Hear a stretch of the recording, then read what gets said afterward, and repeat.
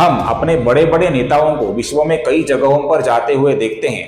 उनमें अपने सम्माननीय प्रधानमंत्री नरेंद्र मोदी जी होते हैं, रशिया के राष्ट्राध्यक्ष व्लादिमीर पुतिन होते हैं, अमेरिका के राष्ट्राध्यक्ष डोनाल्ड ट्रंप होते हैं, चीन के राष्ट्राध्यक्ष शी जिनपिंग होते हैं। ये जो बड़े बड़े लोग होते हैं ना दोस्तों, ये कभी कभी कुछ ऐसी कृतियां करते हैं, ऐसी हरकतें करते हैं जो हम सामान्य लोगों को अपनी आंखों से बहुत ही सामान्य दिखती है, किंतु इन हरकतों में बहुत ही छोटे छोटे इशारे होते हैं दोस्तों। विश्व के प्रलय की हम सभी केवल कल्पना ही कर सकते हैं। मैं आपको दावे के साथ कह सकता हूं दोस्तों, जो अर्थ मैं आपको आज बताने जा रहा हूं, ये अर्थ आपको विष्णु सहस्त्रनाम के किसी भी उपलब्ध पुस्तक में या ग्रंथ में एक जगह पर देखने को नहीं मिलेगा, क्योंकि इस अर्थ का आकलन मैंने अपने संशोधन से किया हुआ है दोस्तों। ये बहुत ही महत्वपूर्ण अर्थ है। अपने पूर्वजों का बहुत ही समृद्ध ज्ञान जब आपको पता चलेगा दोस्तों, आप चौंक जाएंगे दोस्तों, आपको मजा आने वाला है।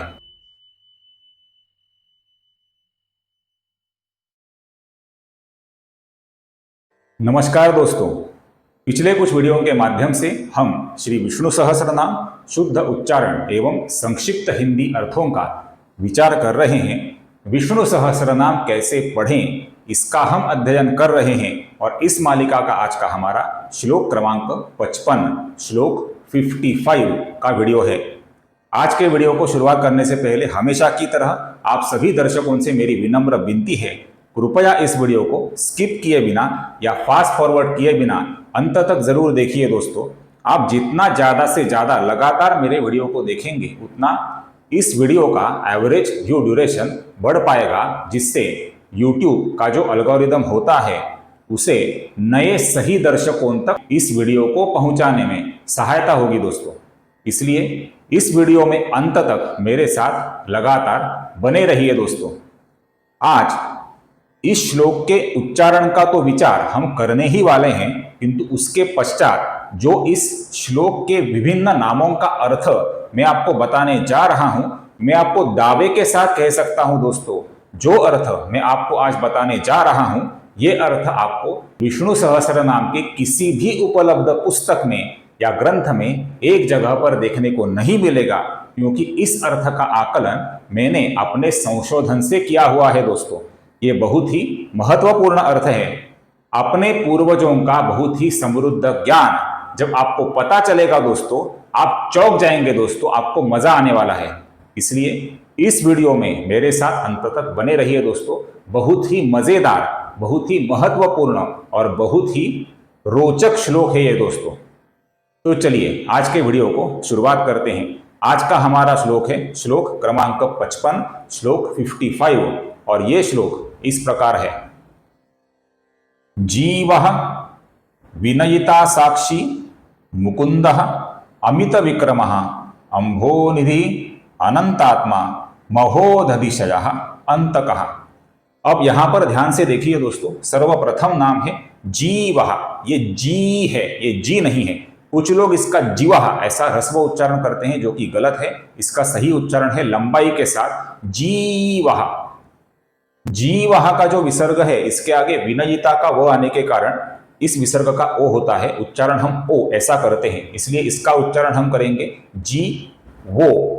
और फिर आगे नाम है विनयिता साक्षी। ये एक कंटिन्यूअस नाम है दोस्तों, ये एक सिंगल एक ही नाम है। कुछ लोग इसका विनयिता और साक्षी ऐसा अलग अलग उच्चारण करते हैं। ये दो अलग अलग नाम नहीं है दोस्तों, ये एक ही नाम है, विनयिता साक्षी। और इस नाम में वी ह्रस्व है, ये ह्रस्व है, किंतु क्षी दीर्घ है दोस्तों। जहां पर ह्रस्व अक्षर आता है उसका हमें लघु उच्चारण करना होता है, छोटा सा ही उच्चारण करना होता है। और जहां दीर्घ अक्षर आता है उसका हमें लंबाई से ही उच्चारण करना होता है दोस्तों। इन उच्चारणों की तरफ आप विशेष ध्यान दीजिए दोस्तों। ये ह्रस्व है, ये ह्रस्व है, किंतु क्षी दीर्घ है। इसके आगे मुकुंदः नाम है। इस नाम का जो विसर्ग है, इसके आगे अमित विक्रमः का अ आने के कारण इसका ये चिन्ह बना हुआ आपको दिख रहा है दोस्तों। आप जानते हैं इसे कहा जाता है अवग्रह। इसका हम अ की जगह पर लंबाई से उच्चारण करते हैं, इसलिए इस मुकुंदः के विसर्ग का होगा ओ और फिर लंबाई के साथ अवग्रह का उच्चारण अ की जगह पर होगा तो इसलिए इसका उच्चारण होगा मुकुंदोमित विक्रमः। यहां पर मी ह्रस्व है, वी भी ह्रस्व है, तो इधर हमें लघु उच्चारण ही इन अक्षरों का करना है। अगली पंक्ति में पहला नाम है दोस्तों अंभोनिधि। यहां पर कुछ लोग बीच में र का उच्चारण करते हैं, अर्थात अंभोर निधि, ऐसा गलत उच्चारण करते हैं। यहां पर किधर भी अपूर्ण र नहीं है दोस्तों, क्योंकि विसर्ग ही नहीं है बीच में। यहां पर अंभोनिधि ये एक सिंगल, एक ही नाम है दोस्तों, ये एक कंटिन्यूअस नाम है। इधर अंभो निधि ऐसा अलग अलग उच्चारण मत कीजिए, और अंभोर निधि ही ऐसा गलत उच्चारण भी मत कीजिए दोस्तों। अंभो निधि का जो विसर्ग है, इसके आगे अनंत आत्मा का अ आया हुआ है, इस कारण से विसर्ग का बन जाता है अपूर्ण र, जो कि आगे वाले अनंत आत्मा के अ में मिला हुआ है। इस कारण से यहां पर आपको र ये पूरा अक्षर बीच में दिख रहा है। यहां पर विसर्ग के आगे अ इनका बन जाता है र, और ये एक शब्द बन जाता है अंभो निधिर अनंत आत्मा, जिसमें नी ह्रस्व है और धी भी ह्रस्व है।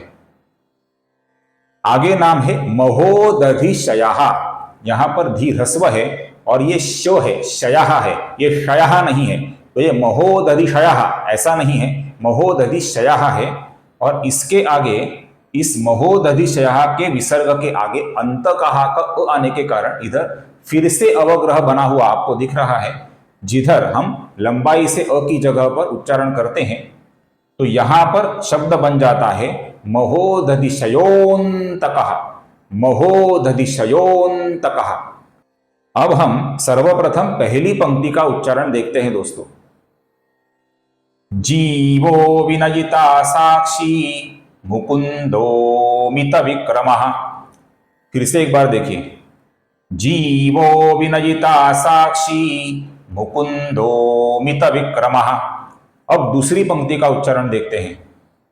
अंभो निधिरनंतात्मा महोदधिशयोन्तकः।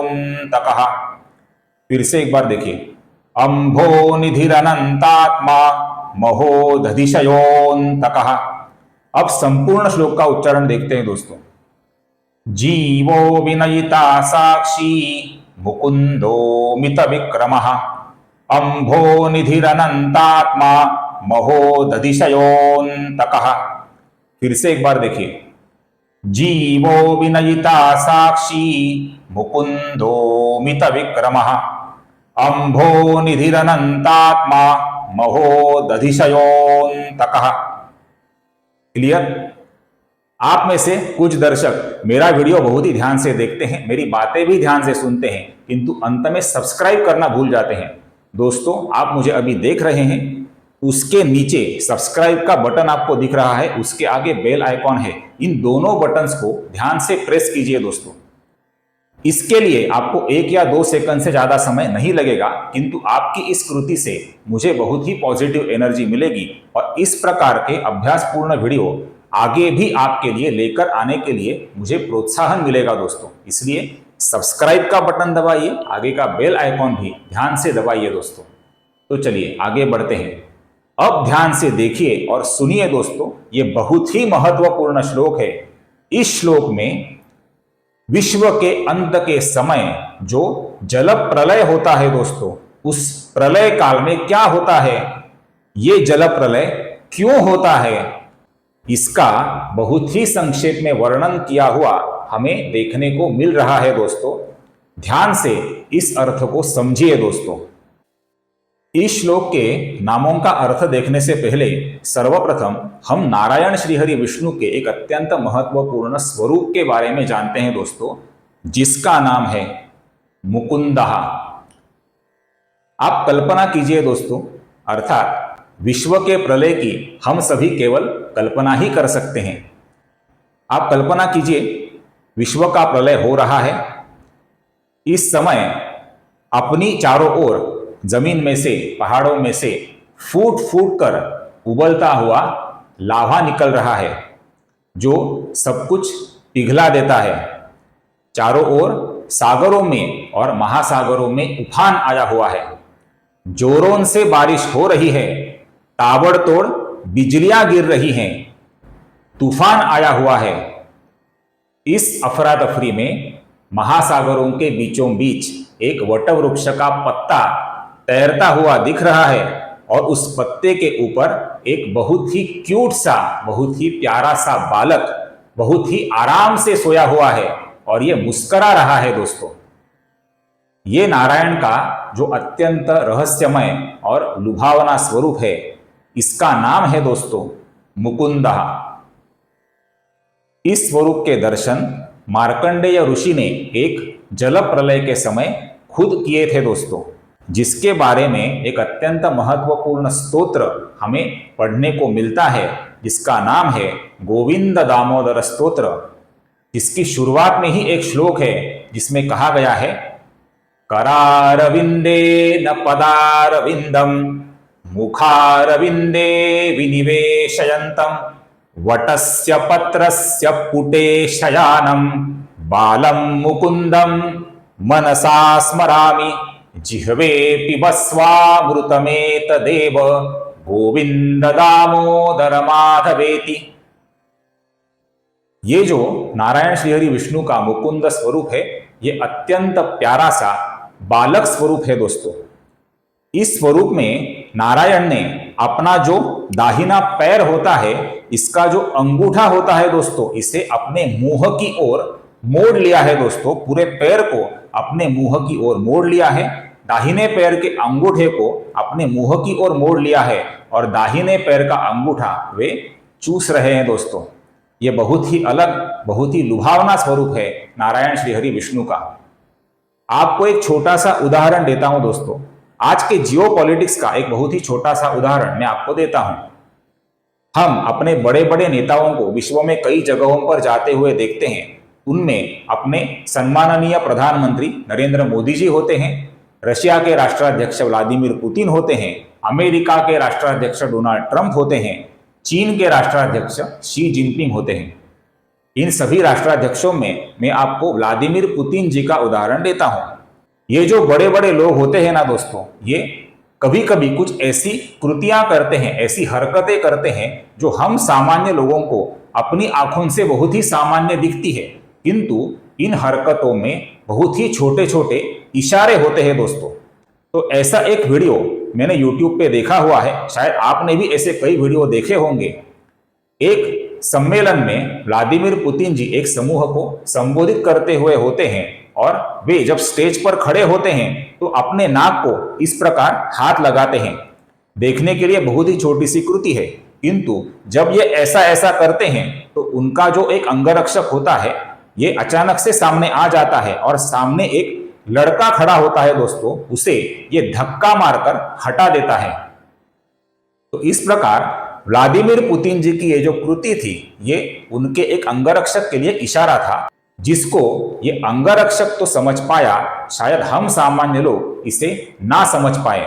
इसी प्रकार भगवान की ये जो छोटी छोटी कृतियां होती है ना दोस्तों, इनमें भी बहुत सारे इशारे होते हैं।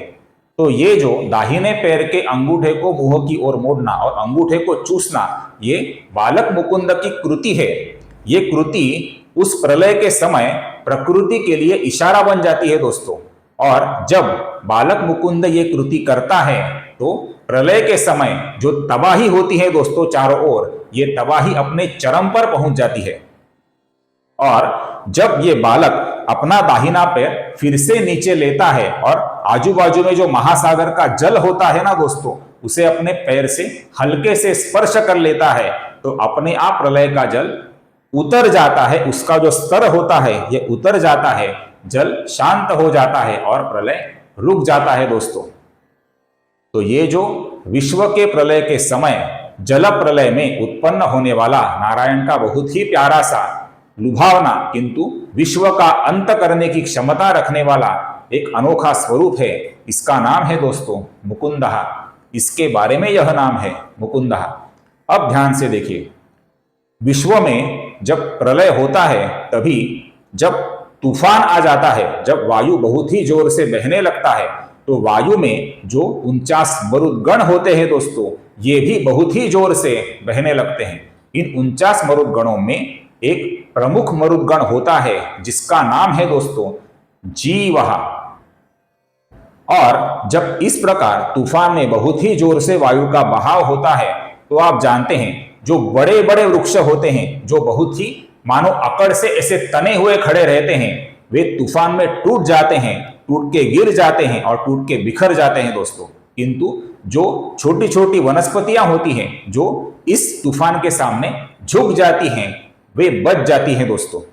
इसी प्रकार अपने जीवन में जो विनम्र होता है, जो हमेशा बड़ों के सामने झुकता है, उनका सम्मान करता है और भगवान के सामने भी शरण जाता है, उस विनयी विनम्र आदमी की रक्षा भगवान स्वयं करते हैं। ऐसा इस नाम का और इस श्लोक का संदेश है दोस्तों।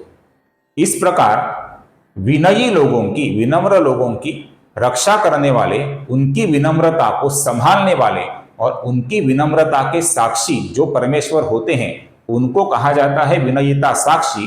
किंतु प्रलय के समय जो झुक जाते हैं, विनम्र होते हैं, ऐसी जो वनस्पतियां होती हैं, उनकी विनम्रता के साक्षी जो जीव नाम के मरुत होते हैं, इनके लिए ये दो नाम है दोस्तों, जीवा और विनयिता साक्षी। इसी प्रकार प्रलय के समय जो मनुष्य भी भगवान को शरण जाते हैं, अर्थात मुकुंद को शरण जाते हैं, उनका संरक्षण भगवान स्वयं करते हैं। आप जानते हैं दोस्तों, इसी एक प्रलय के समय अपने जो आदि पुरुष थे, जिनको हम मनु कहते हैं, कुछ लोग इन्हें नोहा कहते हैं, चाहे आप कुछ भी कहें, ये जो आदि पुरुष हैं और उनके साथ जो आदि स्त्री थी, उनके साथ प्रमुख जीव मात्रों की रक्षा भगवान ने प्रलय के समय स्वयं करी थी। मत्स्य रूप लेकर भगवान ने इनकी स्वयं रक्षा करी थी। इसी प्रकार विनयी लोगों की प्रलय के समय रक्षा करने वाले और उनकी विनम्रता के साक्षी जो मुकुंद स्वरूप है, उनके लिए यह नाम है विनयिता साक्षी। आपको याद होगा पिछले श्लोक में हमने विनय के बारे में नाम देखा था, यहां पर है विनयिता साक्षी। आगे का नाम है दोस्तों अमित विक्रमः।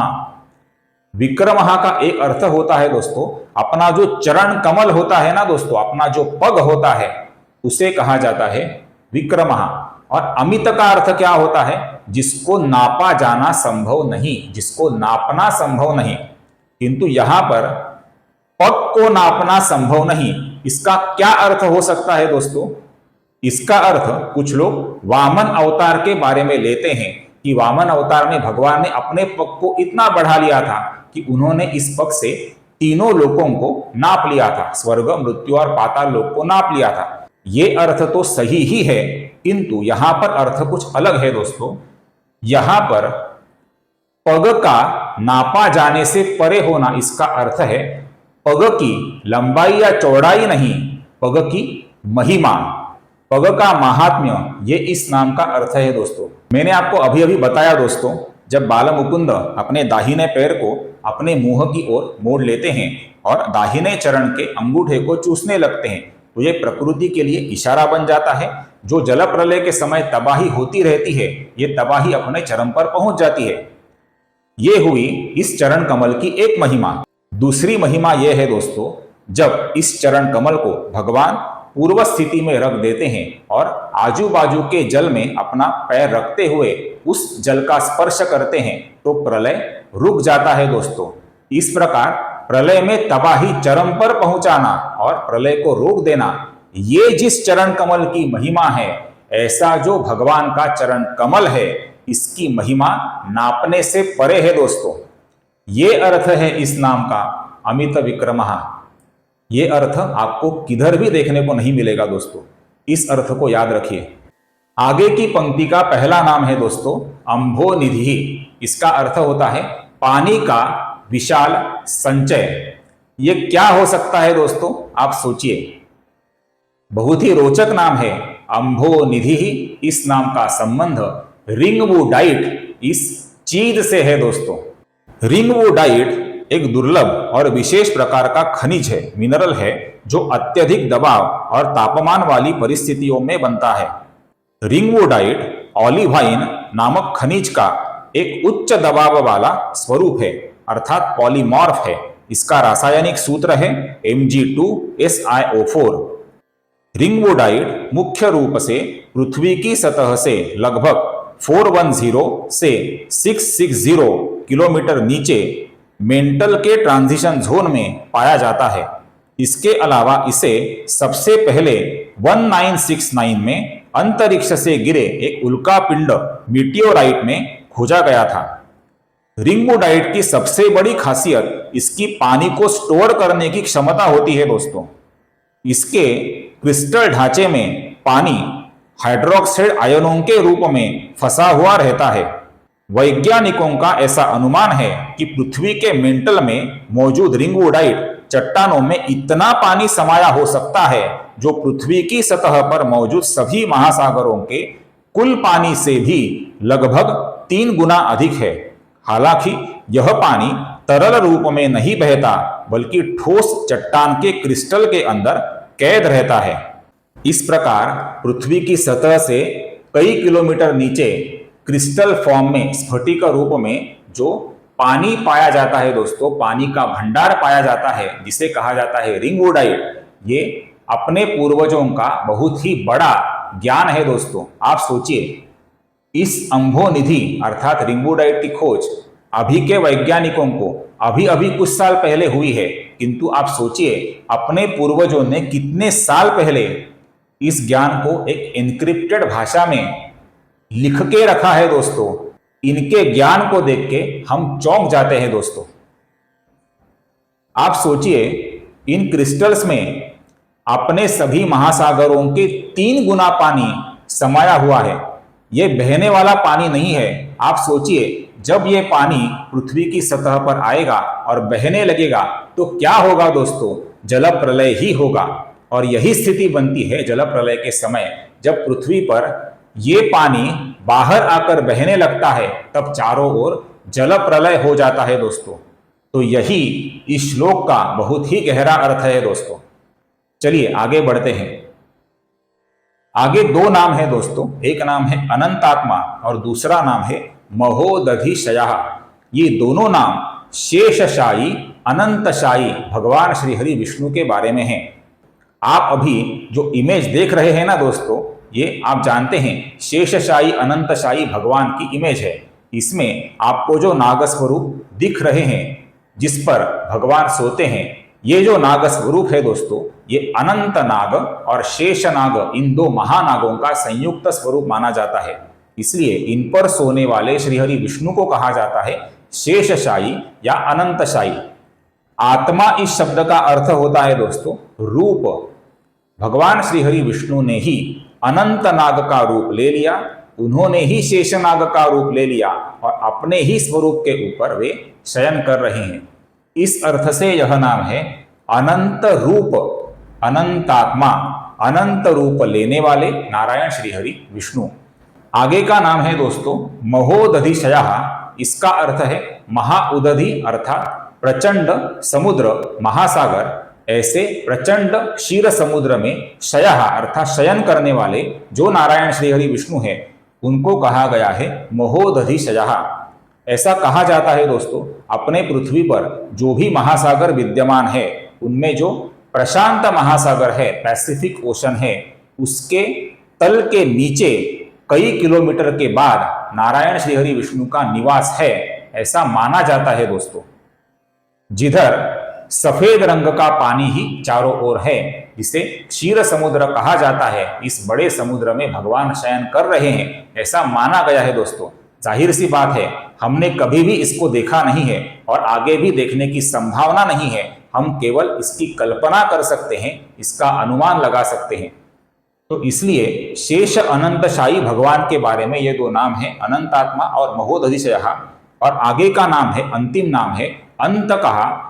इसका अर्थ भी मुकुंद से जुड़ा हुआ है कि जो नारायण का स्वरूप विश्व के प्रलय के समय प्रकट होता है, अर्थात विश्व के अंत करने वाले प्रलय के समय जो नारायण का स्वरूप प्रकट होता है, उस मुकुंद स्वरूप को ही कहा है दोस्तों अंतकः। आशा करता हूं मेरा यह विनम्र प्रयत्न आपको अच्छा लगे। अगर ये जानकारी आपको अच्छी लगे, अगर ये वीडियो आपको अच्छा लगे, तो कृपया दोस्तों इस वीडियो को ज़्यादा से ज़्यादा हाइप, लाइक और शेयर करना न भूलें और मेरे चैनल को दोस्तों कृपया सब्सक्राइब करना न भूलें। फिर मिलेंगे अगले श्लोक के नारायण श्रीहरि विष्णु के विभिन्न दिव्य नाम उनके संक्षिप्त हिंदी अर्थ एवं शुद्ध उच्चारण के साथ। तब तक टेक केयर। जय श्री राम।